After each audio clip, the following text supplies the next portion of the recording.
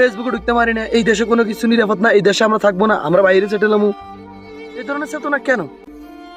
আপনাদের আল্লাহ দোহাই, যা হইবার হয়েছে এমনটাই আগামী যারা প্রজন্ম আছে তাদেরকে চেতনা দেন যে তোমরা শিক্ষিত হয়ে দেশের জন্য এমনটা করো যে তোমাদের পুরোপুরি যেটা না পারছে তোমরা করতে পারবা। এমনটা বিশ্বাস জাগান যে দেশ আজকে বিপদের মুখে, কাল তোমরা বিপদের মুখ থেকে রক্ষা করবা। এমন বাজে শিক্ষা নাও, এমন বাজে শিক্ষা দিবেন। কি শিক্ষা দিতেছেন?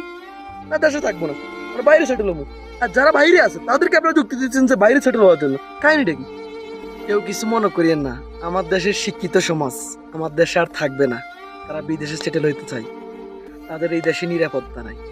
কিন্তু আমার দেশের মূর্খ সমাজ যারা আমরা আছি বিদেশে, বিশেষ করে মধ্যপ্রাচ্যে এত কষ্ট করে টাকা পয়সা ইনকাম করে উপার্জন করে আমাদের পরিবার পরিজনকে আমরা বিদেশে আনতে পরিকল্পনা করি না, আমরা দেশে কিছু করার চেষ্টা করি।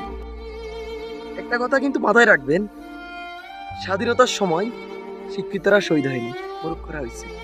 24শে গণ উদ্যানও যারা ব্রেন্ডি মানুষ তারা এক কাতারে ছিল না, আর যারা দেশপ্রেমিক মূর্খ হইতে পারে তারা শহীদ হয়েছে। আমরা গ্যারান্টি দিয়ে বলতে পারবো, অনেকের হয়তো কথাটা গায়ে লাগতে পারে। আর দেশের সমস্যা সমাধান করতে হবে, কিন্তু যদি দেশ ছাড়িয়ে চলে যান তাহলে এই দেশটার কি এভাবে চলে যাবে? স্বাধীন হওয়ার 50 এখন 54 বছর শেষ, শুধু আপনারা এই সমস্ত দোহাই দিয়ে দিয়ে যাচ্ছেন, কিন্তু আসলে আপনারা যারা এই মন মানসিকতা চলতেছেন, আপনাদের পূর্বপুরুষ যারা আছিল তারাও এই মন মানসিকতা নিয়ে চলছে, তারা এখন বিদেশে সেটেল। আমরা বুঝি আপনাদের পূর্বপুরুষ কারা, আমরা বুঝি।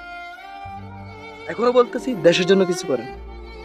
দেশ বিপদ আপদ তো এটা আসবে, এটাই স্বাভাবিক বিষয়। আল্লাহ পাক রব্বুল আলামিন আমাদেরকে বিপদ দিয়ে পরীক্ষা করতেছে, তাই বুঝি এটা না যে আমরা দেশ ছেড়ে চলে যাব।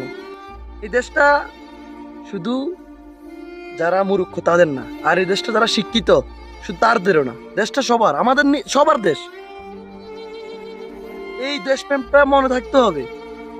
আপনি যদি এগুলা বলেন তাহলে তো আমাদের ভবিষ্যৎ খুবই অন্ধকার, আমাদের প্রজন্ম কি শিখবে? আপনারা বলতেছেন আমরা দেশ ছেড়ে চলে যাবেন, কাহিনীটা কি? বিপদ আপদ কি এখন হয়েছে আর হয় নাই? আর বিপদ আপদ কি বাংলাদেশে হইতেছে, অন্যান্য রাষ্ট্র হয় নাই? অন্যান্য রাষ্ট্রের মানুষ বলছে কি দেশ ছেড়ে চলে যাবে? আর এখন যদি শত শত মানুষ মরে যাওয়ার পরে পুরো প্রজন্মকে আপনারা এই চেতনাটা দেন যে আমরা দেশে থাকবো না, ফেসবুকে ঢুকতে পারি না, এই দেশে কোনো কিছু নিরাপদ না, এই দেশে আমরা থাকবো না, আমরা বাইরে সেটেল হবো, এই ধরনের চেতনা কেন? আপনাদের আল্লাহ দোহাই, যা হইবার হয়েছে এমনটাই আগামী যারা প্রজন্ম আছে তাদেরকে চেতনা দেন যে তোমরা শিক্ষিত হয়ে দেশের জন্য এমনটা করো যে তোমাদের পুরোপুরি যেটা না পারছে তোমরা করতে পারবা। এমনটা বিশ্বাস জাগান যে দেশ আজকে বিপদের মুখে, কাল তোমরা বিপদের মুখ থেকে রক্ষা করবা। এমন বাজে শিক্ষা নাও, এমন বাজে শিক্ষা দিবেন। কি শিক্ষা দিতেছেন? না দেশে থাকবো না, আমরা বাইরে সেটেল হবো। আর যারা বাইরে আছে তাদেরকে আপনারা যুক্তি দিচ্ছেন যে বাইরে সেটেল হওয়ার জন্য। কাহিনীটা কি? আমরা যদি মাস শেষে যে রেমিটেন্স গুলা এখন আমাদের পরিবার পরিজন দেশে আছে বিধে আমরা দেশে পাঠাই, পরিবার পরিজন যদি বাইরে আসতে চলে আসে, দেশে দেওয়ার কোনো যুক্তি আছে? লক্ষ লক্ষ টাকা রেমিটেন্স কি দেশে যাওয়ার যুক্তি হবে?